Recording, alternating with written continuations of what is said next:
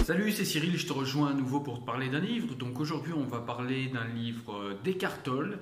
C'est un livre qui s'appelle Le pouvoir du moment présent. C'est un best-seller. Allez, je te parle de ce livre tout de suite, c'est parti. Voilà, donc avant d'aller plus loin dans ce que raconte le livre, Le pouvoir du moment présent, on va essayer de se demander qui est Eckhart Tolle.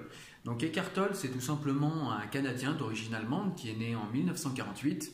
Et c'est une personne en fait qui a aujourd'hui 70 ans environ et qui dit que pendant toute la première moitié de sa vie, jusqu'à environ 29 ans, il a été très déprimé, il n'était pas bien dans la société dans laquelle il vivait, etc.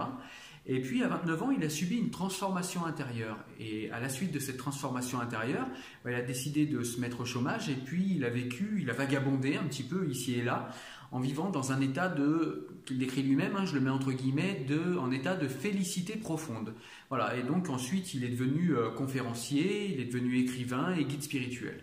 Et donc il a écrit ce livre, Le pouvoir du moment présent, dont on va parler aujourd'hui.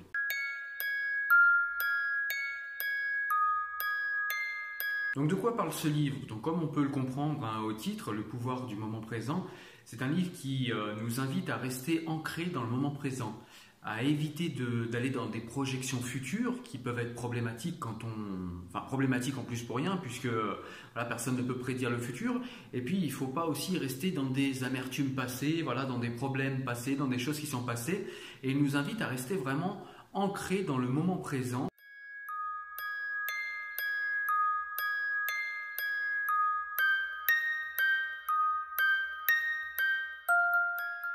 Donc il prend plusieurs exemples pour nous montrer à quoi pourrait correspondre cet instant présent. Donc il nous parle par exemple, vous savez, de cet état où on a une peur réflexe, c'est-à-dire imaginons on est au volant, il y a un lapin qui passe, on voit le lapin, on met sans réfléchir, sans penser, sans qu'on ait eu le temps sans qu'aucune pensée n'ait eu le temps de venir à notre esprit, tout de suite on va mettre un coup de volant pour l'éviter. Et en fait, c'est ça, le pouvoir de l'instant présent, c'est ce moment où on est tout à fait alerte, tout à fait connecté à nos sensations, à notre corps, à tout ça, sans qu'il n'y ait aucune pensée qui vienne parasiter notre esprit, parasiter notre cerveau. Et ça ne nous empêche pas du tout d'être complètement alerte, complètement ancré et en phase avec l'environnement proche qui nous entoure. C'est un livre qui est également un guide spirituel parce que tout au long du livre, Eckhart Tolle va prendre quelques exemples dans la Bible, quelques exemples sur... il va nous citer des comportements de Jésus-Christ. Vous allez voir, c'est lié en fait le développement personnel à la spiritualité et c'est une compréhension spécifique des écrits saints, en l'occurrence de la Bible et puis aussi de la vie de Jésus et de ce qu'on en sait. Et donc, pour être le plus possible dans l'instant présent, Eckhart Tolle nous invite à nous débarrasser de cette petite voix au fond de nous qu'il appelle, lui, l'ego ou bien le mental. C'est-à-dire, c'est cette petite voix, en fait, qui est sans arrêt en train de nous projeter ou bien dans le passé, c'est-à-dire dans des choses qu'on regrette, on rumine des choses passées, ou bien parfois des identifications identitaires qu'on va chercher dans notre passé, d'où on vient, de quoi on se réclame, de quelles idées on se réclame, etc. Ce sont des choses qu'on va chercher dans le passé. Ou bien toujours cette même voix, ce même mental qui nous projette également dans le futur, c'est-à-dire qui nous fait espérer éventuellement une vie meilleure ou qui éventuellement nous fait angoisser pour des choses qu'on pourrait perdre par rapport à ce qu'on a là maintenant. Et donc le but de ce livre, ce que nous raconte ce livre, c'est que se débarrasser du mental, se débarrasser de ces projections futures et de ces projections passées dans notre vie quotidienne et rester présent et rester alerte quant à l'instant présent sans avoir de pensée, eh bien c'est bien plus pertinent, c'est ce qu'il appelle lui l'illumination.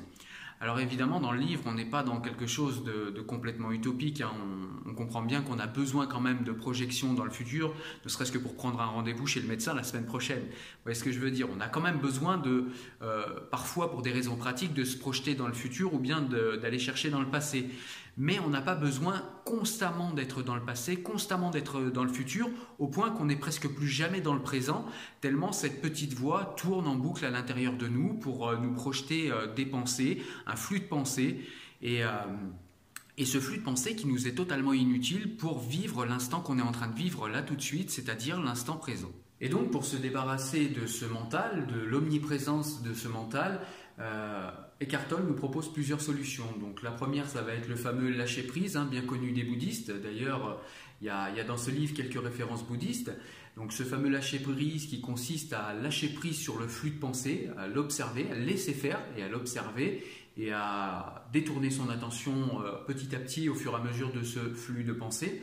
On a aussi également un second point qui peut paraître simple comme ça, mais qui est pourtant très peu mis en place, mais qui est pourtant très efficace, c'est d'arrêter la négativité, c'est-à-dire arrêter de ruminer, arrêter de penser à des problèmes où de toute façon on n'a pas de solution là tout de suite, et vraiment nous concentrer sur l'instant présent et laisser les énergies intérieures, laisser notre intuition trouver la solution à nos problèmes dans l'instant présent.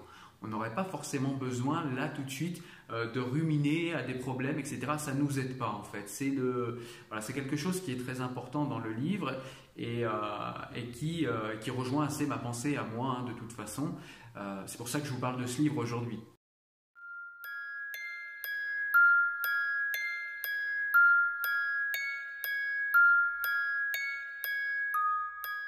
Et puis dernier point, la chose bénéfique à se débarrasser du mental, c'est qu'en fin de compte, les émotions, notamment quand elles sont négatives, les émotions négatives ne sont que la manifestation physique des pensées qui traversent notre esprit et auxquelles on accorde beaucoup trop d'importance.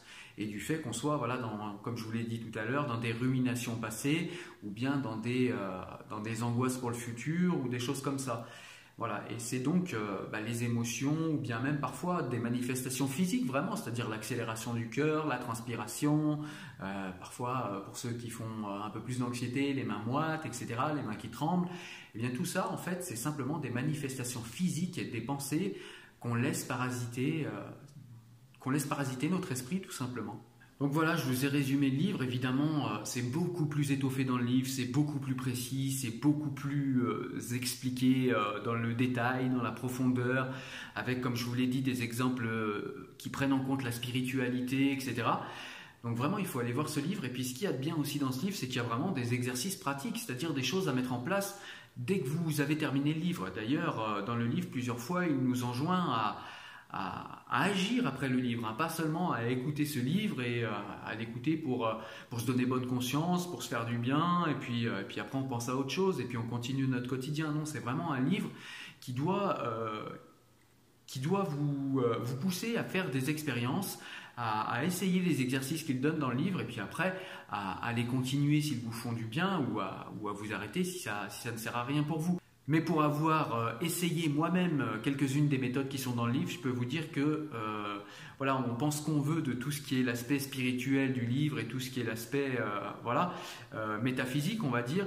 Mais en tout cas, au niveau pratique, on ne peut pas dire que ce qu'il décrit dans le livre est complètement inopérant. Moi, je l'ai essayé et franchement, ça fonctionne.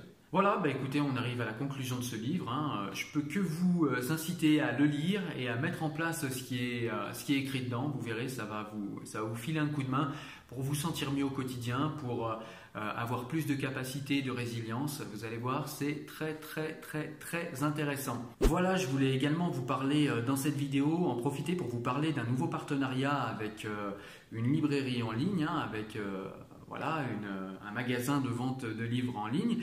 Et si vous commandez par la chaîne, vous avez moyen ici, avec les liens que vous allez trouver en description ou bien sur le blog Enfants du siècle, vous aurez moyen d'avoir les frais de port offerts pour tous les livres que vous allez commander. Puis dès qu'il y aura des promotions, je vous en parlerai également pour que vous puissiez en profiter et que vous puissiez vous instruire en payant moins cher. Voilà mes amis, sur ce je vous dis à très bientôt. N'oubliez pas que le savoir est une arme et qu'il faut toujours sortir armé. N'hésitez pas également à aller voir mon profil Tipeee si jamais vous avez envie de participer à l'aventure et avoir des contenus exclusifs. Quant à moi, je vous dis à la prochaine vidéo. Ciao, ciao, salut.